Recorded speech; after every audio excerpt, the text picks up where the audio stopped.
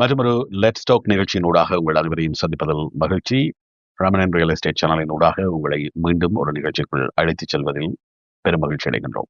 இன்றைய நிகழ்ச்சியின் ஊடாகவும் நாங்கள் தற்போது இருக்கக்கூடிய நிலையில் கவனம் செலுத்த வேண்டிய சில முக்கியமான விடயங்கள் குறித்து பேசுவதற்காக காப்புறுதி துறையில் நீண்டகால அனுபவம் கொண்ட எனது நண்பர் ஹரி கருணானந்த் அவர்களை காற்றலைகளில் வானொலிகளில் சந்திக்கின்றோம். வணக்கம். ஆல் சீசன்ஸ் நிறுவனத்தின் அதிபராக கடந்த 8 வருடங்களாக தனியான ஒரு நிறுவனத்தை நடத்தி கொண்டிருக்கிறார் ஹரி. வணக்கம். வணக்கம். எப்படி இருக்கிறீர்கள்? நன்றாக இருக்கிறோம். நீண்ட ஒரு இடைவெளியின் பின்னர் சந்தித்திருக்கிறோம். காப்புறுதி என்று வருகின்ற போது பலருக்கும் தேவையான ஒன்றாக இருக்கிறது. எதிர்காலத்திற்கான பாதுகாப்பை வழங்கக்கூடிய ஒன்றாக இந்த காப்புறுதிகள் இருக்கின்றன. அது தனிநபர்களுடைய பாதுகாப்பு என்பதை தாண்டி நாங்கள் பயணப்படுகின்ற வாகனங்கள், நாங்கள் வாழக்கூடிய வீடு, இவற்றிற்கான காப்புறுதிகளும் இன்று மிக மிக முக்கியமானதாக இருக்கிறது. இந்த இரண்டுமே கட்டாயமாக இருக்கிறது. மனிதர்களுடைய உயிருக்கு உத்தரவாதம் அளிக்கக்கூடிய எதுவுமே இல்லை. ஆனால் மனிதர்கள் இல்லாமல் போகின்ற சந்தர்ப்பத்தில் அவர்களால் உருவாக்கப்பட்ட வருமானத்தை அல்லது அவர்களின் குடும்பத்தை பாதுகாப்பதற்கான ஆயுள் காப்பீடுகள் அவசியமற்றிருக்கிறது அல்லது கட்டாயப்படுத்தப்படவில்லை. ஆனால் பொருட்களாக இருக்கக்கூடிய வாகனங்களுக்கும் நாங்கள் இருக்கக்கூடிய வீட்டிற்குமான காப்புறுதி என்பது இங்கு கட்டாயமாக்கப்பட்டிருக்கிறது. இதுதான் மிக முக்கியமான ஒரு விஷயம். இந்த வாகன காப்புறுதி என்று வருகின்ற போது முதலில் அதை பற்றி பேசிவிடுவோம். எல்லோருக்கும் வாகனம் முக்கியம் தானே. இப்போது இருக்கின்ற நிலையிலே அதிகளவான வாகன திருட்டுச் சம்பவங்கள் கடந்த வருடங்களில் இடம்பெற்றதால் சில முக்கியமான வாகனங்களுக்கான காப்புறுதி அதிகரித்திருப்பதான ஒரு தகவல் இருக்கிறது. அதை பற்றி கூற முடியும்? எப்படியாக இந்த வாகன காப்புறுதிகள் கணிப்பிடப்படுகின்றன? எந்தெந்த வாகனங்களுக்கு அதிக அளவில் காப்புறுதி செலுத்த வேண்டி வருகிறது? காப்புறுதியை குறைப்பதற்கு நாங்கள் என்ன செய்ய வேண்டும்? ஆமாம், இது ஒரு நல்ல ஒரு கேள்வி ரமணன். என்னென்றா இப்பத்த சூழ்நிலையில எல்லா இன்சூரன்ஸும் கூடிக்கொண்டே போகுது. ஆட்கள் நிறைய கால் பண்ணிக்கொண்டே இருக்கணும். ஏன் இது கூடுது, என்ன ரீசனுக்காண்டி கூடுது, எனக்கு ஒரு ஆக்சிடென்ட்டும் இல்லை, ஒரு டிக்கெட்டும் இல்லை, நான் புது வாகனம் வச்சிருக்கிறேன். ஆனால் என்னென்னா இப்ப களவுகள் நிறைய போறதால என்ன செய்யணும்னா, இப்ப புது, அதாவது சில பிராண்ட் ஹோண்டா, டொயோட்டா, லாக்ஸஸ் அப்படியான சில வாகனங்கள் என்னென்னா களவெடுக்கிறது ஈஸியாக இருக்கிறதால இப்போ இன்சூரன்ஸ் கம்பெனி ஒரு புதிய நடைமுறை ஒன்றை கொண்டு வந்தது. அதாவது ட்ராக்கிங் சிஸ்டம். இப்போ ஹோண்டாவும் அதை கொண்டு வந்திருக்குது, இப்போ டொயோட்டா கம்பெனியும் அதை கொண்டு வந்திருக்கு. அதே மாதிரி இப்போ இன்சூரன்ஸ் கம்பெனி என்ன சொல்லுதுன்னா, ஓகே, இந்த கம்பெனி இந்த கார்கள் கூட களவு போகிறதால நாங்கள் ஒரு ட்ராக்கிங் சிஸ்டத்தை ஒன்றை இன்ட்ரடியூஸ் பண்ணியிருக்கிறோம். அதை நீங்கள் அந்த ட்ராக்கிங் டேக்ஸ் சிஸ்டம்னு சொல்லிடணும். அதை ஸ்பீடி கிளாஸில் இப்போ எடுத்துக்கொள்ளலாம். அப்போ ஸ்பீடி கிளாஸ்ல அதை எடுத்துக்கொண்டா அந்த கம்ப்ரிஹென்சிவ்க்கான ப்ரீமியத்தில் அதில் டிஸ்கவுண்ட்டை கொடுக்குறாங்களாம். ஓகே, அப்போ அந்த ப்ரீமியம் குறையறதுக்கான வாய்ப்புகள் இருக்குது. இப்போ எங்களுக்கும் அந்த லிஸ்ட்டை அனுப்பினா, இதே ஒருக்கா எங்களோட வாடிக்கையாளருக்கு அனுப்புங்க, அவங்களுக்கு இதை அறிவித்த உடனே அவை எங்களுக்கு அந்த ட்ராக்கிங் சிஸ்டத்தை இன்ஸ்டால் பண்ணிச்சுனோம்னா அதுக்கான ப்ரீமியம் குறையும். ஆகவே நீங்கள் ஒரு வாகன காப்புறுதி வைத்திருக்கிறீர்கள், உங்களுடைய பிரீமியம் அதிகரித்திருக்கிறது என்று தெரிந்தால் அதை குறைப்பதற்கான ஒரு வழிமுறையாக இந்த ஸ்பீடி கிளாஸில் சென்று உங்களுடைய வாகனத்திற்கான ஒரு ட்ராக்கிங் சிஸ்டத்தை பொருத்தி கொண்டு, அதை பொருத்தினா மட்டும் காணாது, உங்களுடைய காப்புறுதி முகவரோடு தொடர்பு கொண்டு அதை நீங்கள் தெரிய நம்பர் ஒன்று தருவினோம், அந்த டேக் நம்பர். ஓகே, அந்த டேக் நம்பரை நாங்கள் என்டர் பண்ணினோம்னா அந்த பிரீமியம் ஆட்டோமேட்டிக்காவே குறையும். பொதுவாக இந்த வாகனம் வாங்க முற்படுகின்றவர்கள் அல்லது இருக்கின்ற வாகனத்தை விற்றுவிட்டு புதிய வாகனம் ஒன்றுக்கு மாற நினைக்கின்றவர்கள், காப்புறுதி தான் இப்போது அவர்களுக்கு பெரிதாக இருக்கிறது. முன்பெல்லாம் காப்புறுதி குறைவாக இருக்கும், வாகனத்தின் ஃபைனான்ஸ் அல்லது லீஸ் கட்டணம் அதிகமாக இருக்கும். இப்போது ஏறத்தாழ அதே அளவுக்கு காப்புறுதியும் வந்துவிட்டதாக பலரும் அங்கலாய்க்கிறார்கள். அவர்கள் என்னென்ன விடயங்களில் எல்லாம் கவனம் செலுத்த வேண்டும் அல்லது அவர்களுக்கு சொல்லக்கூடிய ஆலோசனை என்ன?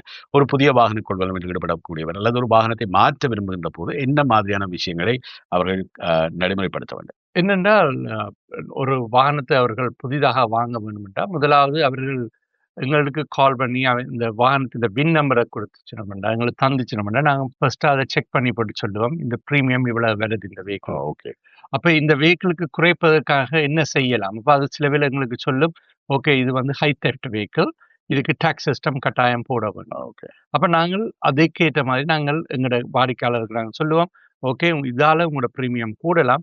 மற்றது இன்னும் ஒரு விஷயம் என்னென்ன நான் கவனிச்சு கொள்வோம்னா, இது போஸ்டல் கோட் ரேட்டிங். எல்லா இன்சூரன்ஸ் கம்பெனியும் போஸ்டல் கோட் வச்சுக்கொண்டு தான் அவர் ரேட் பண்றது.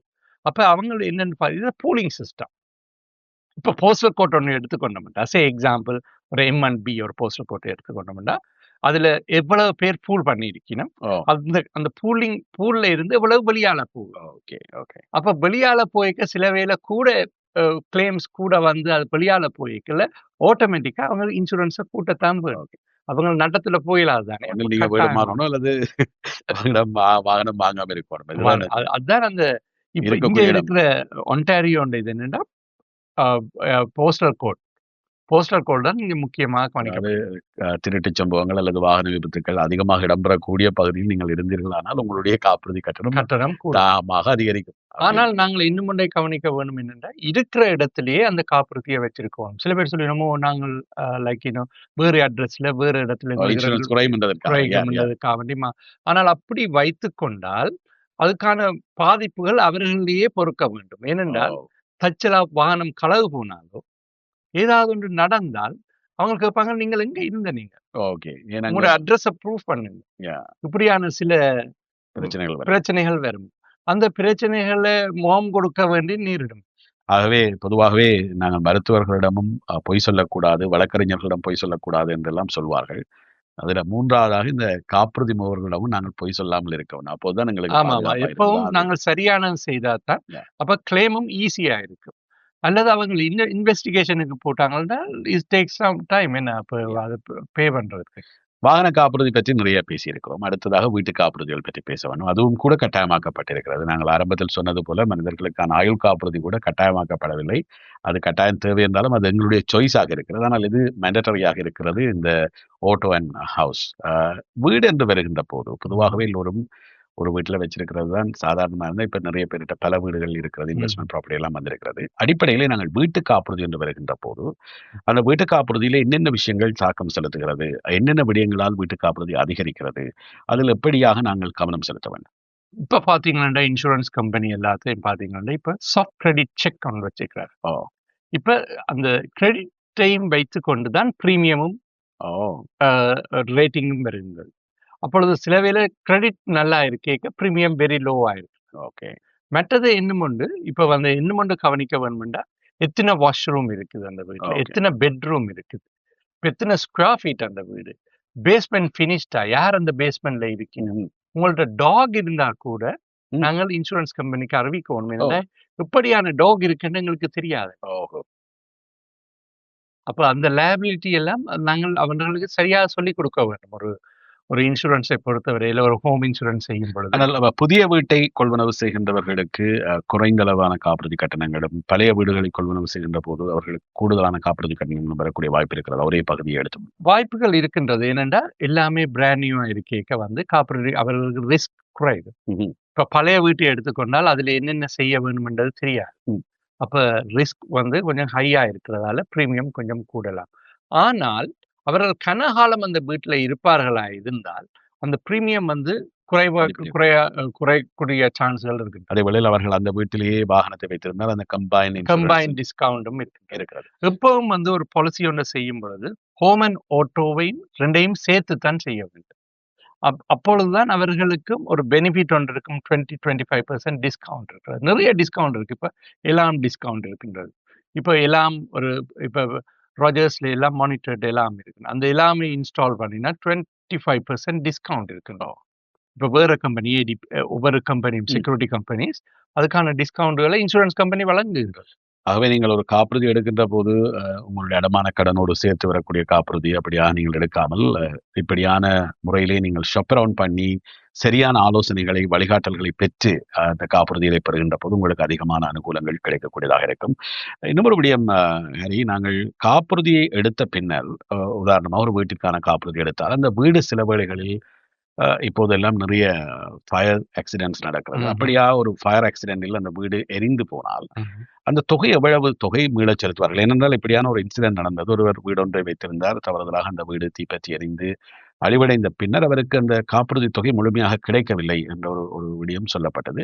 இந்த காப்புறுதி பே பண்ணுகின்ற பொழுது எந்த விடயத்தின் அடிப்படையில் அவர்கள் பே பண்ணுவார்கள்? ரீபில்டுக்கான கோஸ்ட் அல்லது அதற்குரிய மோட்கேஜை பே பண்ணுவார்கள்? இல்லை, எப்படி பார்ப்பார்கள் என்றால் இப்ப வந்து நீங்கள் உங்களோட own house home owner policy என்று நாங்கள் சொல்லுவோம்.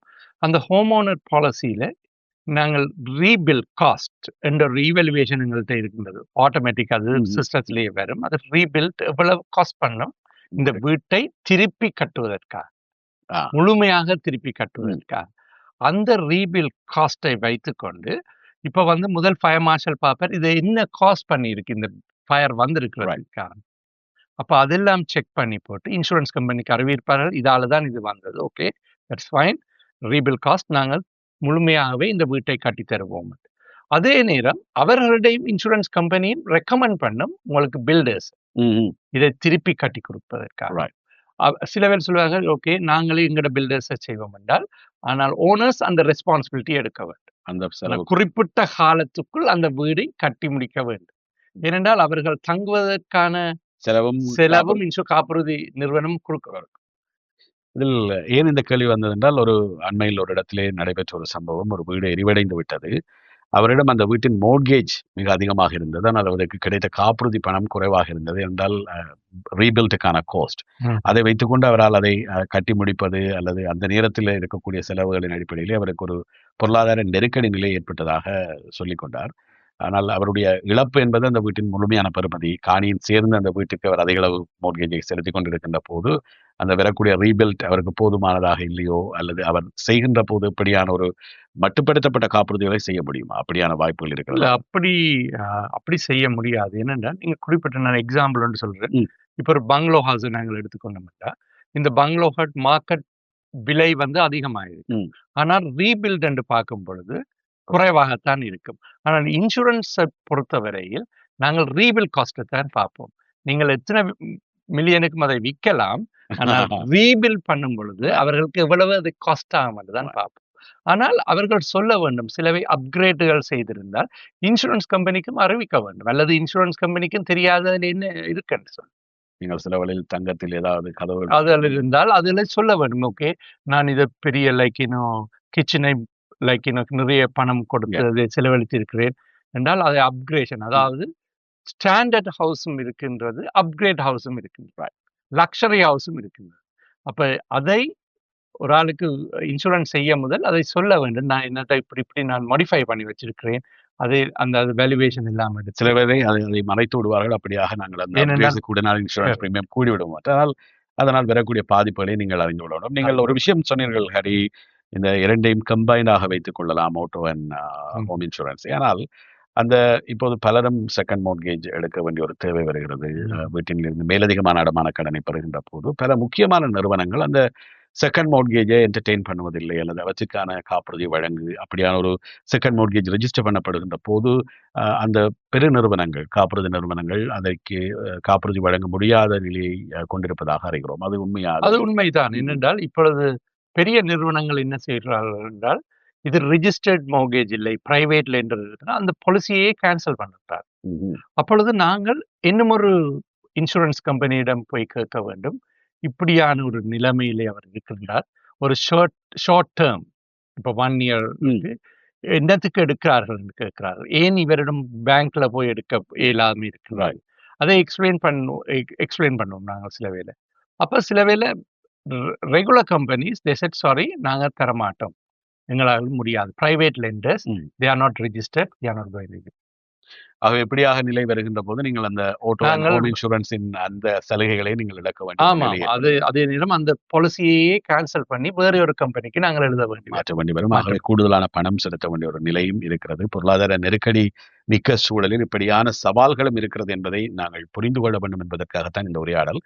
அடுத்ததாக, இந்த இன்வெஸ்ட்மெண்ட்டுக்காக நாங்கள் கொள்முதல் செய்யக்கூடிய வீடுகள், அதில் சில வீடுகளில் எங்களுடைய வீட்டிலேயே ஒரு செகண்டரி அபார்ட்மெண்ட்டாக பேஸ்மெண்டை வைத்திருப்போம். அந்த பேஸ்மெண்டில் ஒரு குடும்பம் இருக்கும். சில வீடுகளில் பேஸ்மெண்டில் ஏதாவது பாதிப்பு, வாட்டர் லீக் ஏற்படலாம், ஃபயர் ஏற்படலாம், எதுவும் நடக்கலாம். அப்படியான சந்தர்ப்பங்களில் நாங்கள் இன்னும் ஒருவரை வாடகை குடியிருப்பாளரை எங்களுடைய வீட்டில் வைத்திருக்கின்ற போது என்ன மாதிரியாக காப்புறுதி அணுக வேண்டும், என்னென்ன விடயங்களில் நாங்கள் கவனம் செலுத்த வேண்டும்? நீங்கள் முதலாவது செய்ய வேண்டியது, உங்களுடைய காப்புறுதி முகவரை அணுகி நீங்கள் சொல்ல வேண்டும், யார் அங்கே இருக்க போகிறார்கள், லைக் ஒரு ஃபேமிலியா அல்லது ஸ்டூடெண்டா, எத்தனை பேர் அங்கே இருக்க போகிறார். அதாவது நாங்கள் என்ன செய்ய வேண்டும் என்றால், ஒரு முகவர் பேசிக்கலி என்ன செய்வோம் என்றால் 2 யூனிட்ஸ், அதாவது நீங்கள் மேலே இருப்பீர்கள், அதாவது கீழ் யூனிட்ஸ் வந்து ரெண்டலுக்கு கொடுத்திருப்பீர்கள். நீங்கள் எவ்வளவு ரெண்டல் எடுக்கிறீர்கள் அதுல இருந்து. ஏனென்றால் நாளைக்கு அந்த ரெண்டல் உங்களுக்கு ஒரு வாட்டர் டேமேஜ் ஒன்று வரும், சுவர் பேக் பண்ணி வரைக்கல அவர்களை வெளியிலே வைக்க வேண்டும். ஆனால் அதுக்கான இன்கத்தை இன்சூரன்ஸ் கம்பெனி எப்படி தருவது நீங்கள் சொல்லாவிட்டால், அப்போ அதுகள் எல்லாத்தையும் நாங்கள் கவனத்தில் கொள்ள வேண்டும். 2வது விஷயம், அவர்களுடைய பொருட்களுக்கான இன்சூரன்ஸை அவர்கள் வைத்திருக்க வேண்டும். அதாவது டெனன்ட் பாலிசி. அவர்கள் அந்த பேஸ்மென்ட்ல இருப்பார்களா என்றால் அவர்களுடைய பொருட்கள் இருக்கு, அவர்களும் கட்டாயம் வைத்திருக்க வேண்டும். அது உரிமையாளர் சொல்ல வேண்டும், நீங்கள் உங்களுடைய பொருட்களுக்கான காப்புறுதியை எடுத்து வைத்திருக்க வேண்டும். ஆனால் அநேகமானவர்கள் அதை சொல்லுவதில்லை. சில பேர்ல அவர்களுடைய டாக்கள் இருக்கும், நாய்கள் வளர்ப்பார்கள், பெட்ஸ்களை வளர்ப்பார்கள். அதை எங்களுக்கு சொன்னால்தான் எங்களுக்கும் தெரியும், அல்லது எங்களுக்கு குட் ஃபெய்த் தானே இன்சூரன்ஸ் என்று. நீங்கள் குட் ஃபெய்த்தா இல்லாவிட்டால் இன்சூரன்ஸ் கம்பெனி உங்களோட குட் ஃபெய்த்தால் நடந்து கொள்ள. அப்ப அவர்கள் வந்து சில வேளை அதை ரிஃப்யூஸ் பண்ணலாம். ஆனால் பொதுவாகவே இந்த டெனன்ட் பாலிசி என்று வருகின்ற போது ஒரு பிரீமியம் எவ்வளவாக இருக்கும் அவர்களுக்கு வருடாந்தம் எவ்வளவு கட்டணம் செலுத்த? ஒரு டெனன்ட் பாலிசி என்று வரும்பொழுது ஒரு $25 to $30 depends on the credit. அவங்களுடைய அதுவும் எல்லா இடமுமே இப்ப வந்து நார்மலா சாஃப்ட் கிரெடிட் செக். அவருடைய கன்சர்னை எடுத்துத்தான் நாங்கள் ஒரு ஹோம் இன்சூரன்ஸையோ, டெனன்ட் இன்சூரன்ஸையோ, காண்டோமினியம் இன்சூரன்ஸையோ, ரெண்டல் ப்ராப்பர்ட்டியையோ செய்யலாம். ஆகவே நீங்கள் ஒரு முதலீட்டுக்கான வீட்டை கொள்வனவு செய்கின்றீர்கள், அல்லது உங்களுடைய வீட்டிலே இன்னும் ஒருவரை வாடகை குடியிருப்பாளராக வைத்துக் கொள்வீர்கள் என்றால் கட்டாயமாக இந்த காப்புறுதிகள் தொடர்பாக ஒரு சரியான விழிப்புணர்வை நீங்கள் கொண்டிருக்க வேண்டியது மிக மிக முக்கியம். ஏனென்றால் இது சிறுவிடியம்தானே, ஏன் சொல்ல வேண்டும், நாங்கள் இதை ரெண்டு காட்டினா இன்கத்துல பிரச்சனை வரும் அல்லது வேறு ஏதாவது பிரச்சனை வரும் என்று சொல்லி நாங்கள் மறைக்கக்கூடிய ஒரு விடயங்களும் அல்லது நாங்கள் தவிர்க்கக்கூடிய விடயங்கள் சில வழிகளில் மிகப்பெரிய பாதிப்பாக அமைந்துவிடும். இந்த செகண்டரி யூனிட் பற்றி பேசுகின்ற போது அல்லது இன்வெஸ்ட்மெண்ட் ப்ராப்பர்ட்டி பற்றி பேசுகின்ற போது, ஸ்டூடெண்ட் ஹவுசிங் பற்றி பேசுகின்ற போது இந்த ரோமிங் ஹவுசஸ் என்கின்ற ஒரு விஷயமும் வருகிறது. வீட்டில் இருக்கக்கூடிய அத்தனை அறைகளையும் தனித்தனி நபர்களுக்கு வாடகைக்கு விடுவது அது ஒரு வேறு விதமானது. ஒரு குடும்பத்திற்கு வாடகை கொடுப்பது தவிர நாங்கள் தனித்தனியாக ஒரு 6 வீடுகள் 6 அறைகள் கொண்ட வீட்டிலே 6 வாடகை குடியிருப்பாளர்களை வைத்திருப்பதும் கூட நடக்கிறது. அப்படியாக வருகின்ற இந்த ரோமிங் ஹவுசஸுக்கான இன்சூரன்ஸ் என்ன மாதிரியாக இருக்க வேண்டும், அது ஏன் முக்கியமாக இருக்கிறது? நிச்சயமா இது ஒரு நல்ல ஒரு கேள்வி. என்னடா நிறைய பேர் என்ன செய்யணும், ஸ்டூடெண்ட் ஹவுசிங் ரூமிங் ஹவுசஸ் இண்டிவிஜுவலா ரூம்ஸ் ரெண்ட் பண்ணினோம்.